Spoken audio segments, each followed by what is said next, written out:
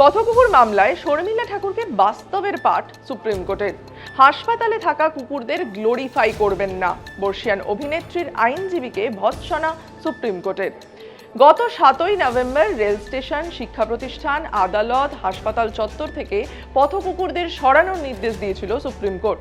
স্পষ্ট ভাষায় জানিয়ে দিয়েছিল, নির্বীজকরণের জন্য পথকুকুরদের তুলে নিয়ে যাওয়ার পরে পুরনো জায়গায় আর তাদের ফেরানো চলবে না। এরপরই একের পর এক মামলা দায়ের হয় শীর্ষ আদালতে। এর মধ্যে শর্মিলা ঠাকুরের একটি মামলাও রয়েছে। এদিন শুনানির সময় গোল্ডি নামে এক পথকুকুরের কথা উল্লেখ করেন শর্মিলার আইনজীবী। তা শুনে সুপ্রিম কোর্টের বিচারপতিরা বলেন, আপনি বাস্তব থেকে বহু দূরে রয়েছেন। এখানেই থামেননি সুপ্রিম কোর্টের বিচারপতিরা।